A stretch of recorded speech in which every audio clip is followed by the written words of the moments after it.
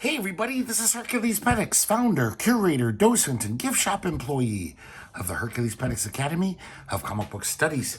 Today we're going to be looking at Jack Survives by Jerry Moriarty. This was a raw one-shot published in 1984. Jerry Moriarty was in many issues of Raw, and that's pretty much where people first discovered his artwork. He was a art professor at a college, I think somewhere in New York, and he started making comics. I think he was a little older. He wasn't a young man anymore, but I could be wrong about that. But this is an oversized, huge book, and look at this cover here. This is pretty interesting. So this whole thing has an acetate overlay. So all the ink is on the acetate, and then it's just the pure color. I think that looks kind of cool. So let me get this back where it was, and let's crack this open. Gotta be careful that it remains in shot. This is a very big comic. Hopefully you guys can see everything. Here's a photo of, I believe this is a young Jerry Moriarty with his family. I like this picture of a guy painting a chair, but he's dreaming about painting, a painting, being a real artist.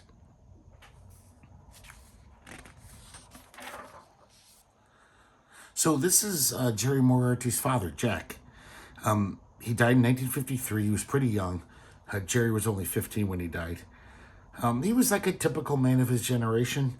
The world was changing quickly, and he was basically always confused by the new changing world. It sounds like his father, just like everyone else, was, he had his flaws,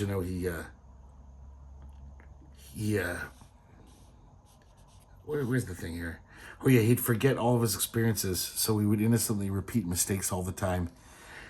Just like all of us, He made a lot of mistakes, but it sounds like basically he was an okay guy.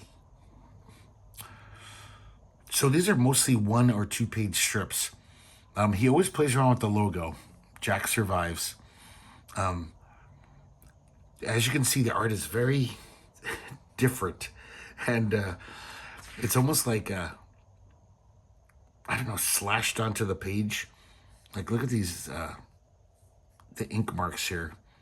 Very different than your average comic. So these comics are very weird. And it's almost like this is like one of those comics where I can't explain why I like this, but I do, because they're very odd, little, almost absurdist, non sequitur comics. Like this one, Jack wakes up with his arms. Both of his arms are fast asleep. He can't move them, and so he gets a phone call. He knocks the phone off the cradle onto the floor and lays down next to the phone so he can talk, and the person hangs up. Yeah, I don't know why. I really like this stuff. Here's a 2-pager. Jack Survives. Once again, playing around with the logo. It's just about him going to buy a new shirt. And they won't... He wants to get a hat, too, but they won't take more of his money because it's all worn. His money is all kind of limp and torn.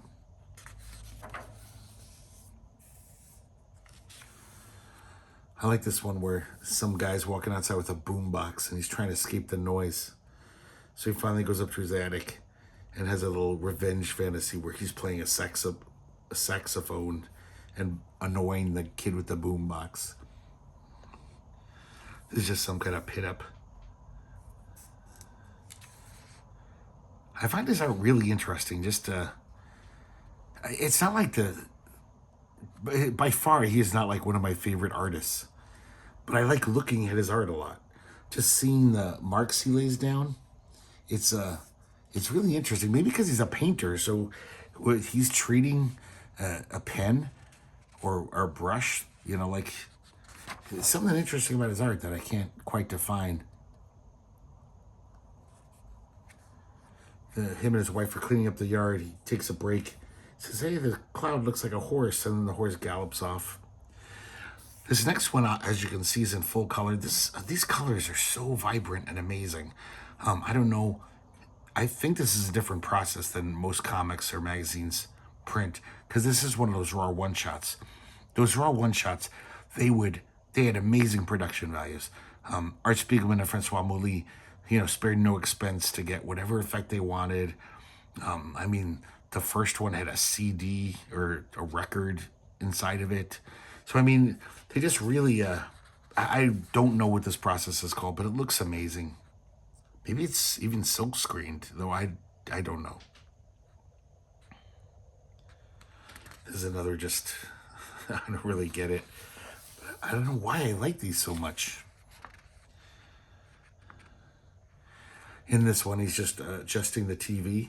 This is something you youngins don't know, but when we were kids, you'd watch TV and sometimes the picture would just go out. You'd have to rattle with the antenna, fiddle with the antenna, move the TV a foot, hoping that the reception got better. I love this panel of the boxing match, but the TV's all going kablooey. That just looks amazing to me. It's like kind of like Gary Panther or something.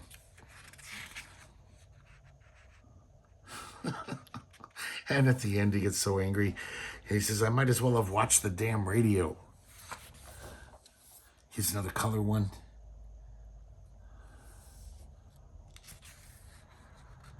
He reads about a Spitfire, an old airplane being sold for a lot of money. He falls asleep, dreams he's flying the Spitfire. His hat falls off. And when he wakes up, he's like, why's my hat here? Because it's in his lap.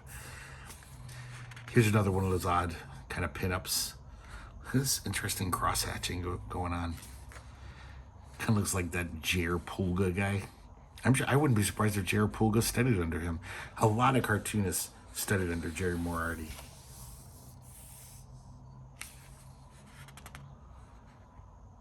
Look at this one. It's just the art's more chunky. The ink is really just slopped on there.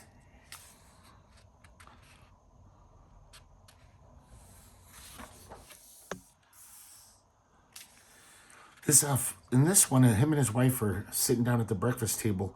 This fly is bothering them, and then it turns into a Nazi plane, and he swats it with this the fly swatter. And then the wife leaves for a cello lesson, leaves the door open so all his newspaper flies out the window. I really like this effect of all the newspapers, the pieces just flying out. And then he's bitching about having to go out and buy another paper. This insurance salesman come to his place. They get in a theological debate. And when he leaves, Jack tells his wife, he's a damn intellectual. Once again, the art is totally different than the last strip. Really interesting. I don't know why I like this. This one made me laugh out loud. He's in the supermarket. He sees an open box of Malamar cookies. And he's like, ooh, can't pass it up. I've definitely done this in the supermarket. I'm sure we all have. You see something that's open, you're just like, oh, it's already ruined. I can take a couple. And then he says, a witness, I have to quit. This lady starts going.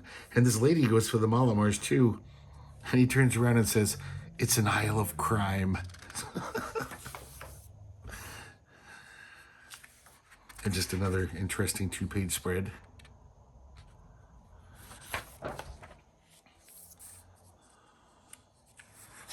It's very strange.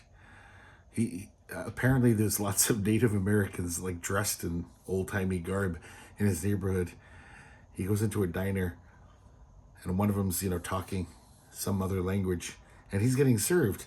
And Jack keeps saying, cup of coffee, cup of coffee. So finally he just gives in and starts talking in that gibberish so he can get some coffee. This one is like, he's looking outside his window and all these people are staring at his house.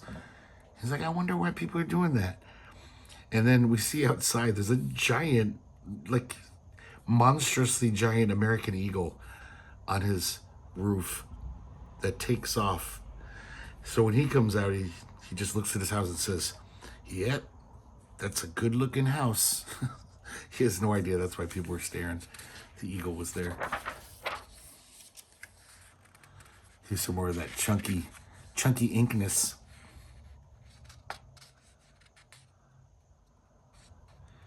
I guess he's having water surges in his basement all over his house. The plumber comes. He says your discourager is stuck. I don't know if that's a real thing. So he doesn't either. So when the guy leaves, he asks his neighbor, say, did you ever hear of a discourager? And his neighbor says, oh yeah, you mean for water surge? I don't know. That's so dumb, but I don't know why it makes me chuckle. Here's another one of those pinups. Here's another one.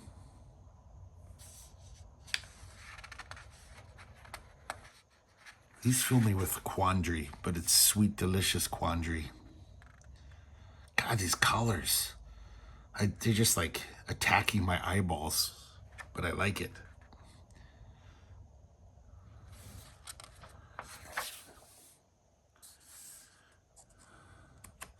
This is such an odd one. He steps in gum, then he steps in these, like, I don't know, almost tassels of paper. So he's walking around. He doesn't realize it's on his foot. This dog is attracted to them and kind of bites them. And then he gets all tangled up in them.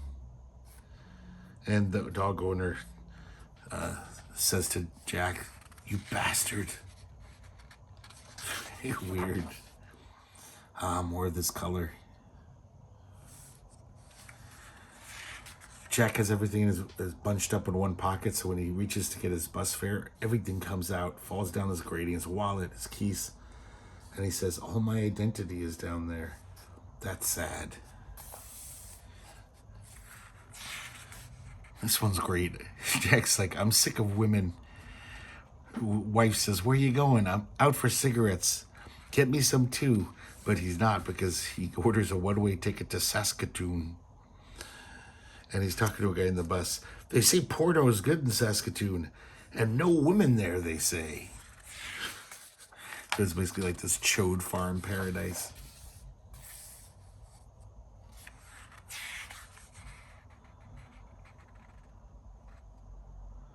I wonder if these were all in raw.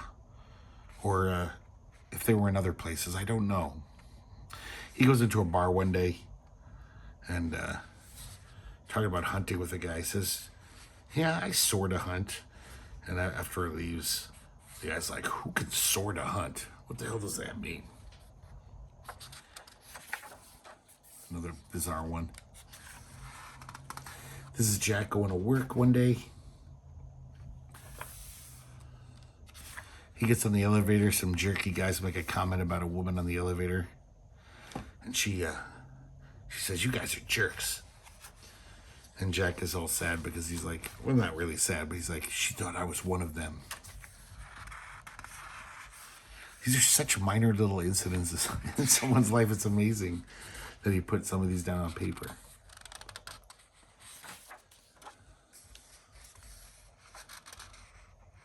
Even though I don't find this nearly as interesting, there's something about the tenor of the humor, the really, like, almost, I want to say subtle humor, but is there a stronger word than subtle? Like almost non-existent humor, maybe, or subterranean humor.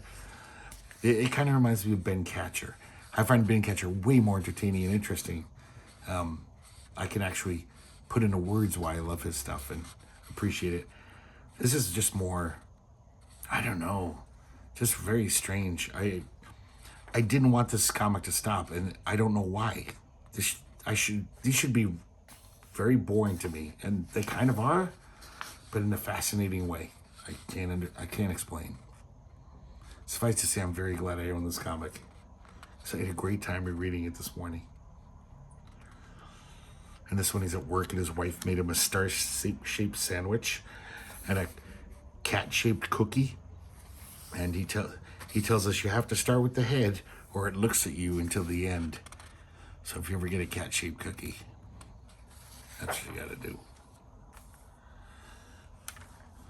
This last strip says him on a porch. Glad there's no crime here. And then he gets up and goes inside of his house. Just look at this panel here. I'm not an artist. I'm not an art critic. I don't know why, but this is just freaking beautiful to me, this ink. The laying down of the ink in this panel is just, it hits me. It hits me deep in my bowels. Here's another picture of his dad. And then we have a beautiful back cover. Let me make sure this is in shot. Be aware when bending down to pet a dog. A dangling tie is a tempting target. Tuck it in and avoid a disagreeable moment. So this is also like the front cover. I'll show you guys how it looks. There's the black. See the black ink all by itself? I don't know why that's so cool to me. I wish I had more covers like this. This is kind of like, reminds you of the stuff that, you know, Art Spiegelman does in breakdowns. All those almost like color proofs, like a collage of them. I guess this is part of like, that's how they used to do color artwork before computers, you know. They had these color overlays and all that stuff. So there you go, guys. A very strange comic. I'm curious if any of you watching this are like, hey, that looks good. Or if most of you are probably just like, what the hell was that? But I don't know. Like I said, guys, can't explain why. Freaking love these. They're, I could read 1,000 pages of this shit and enjoy it. But yeah, thanks for watching. And I hope to see you next time here at the Herculespetix Academy of Comic Book Studies.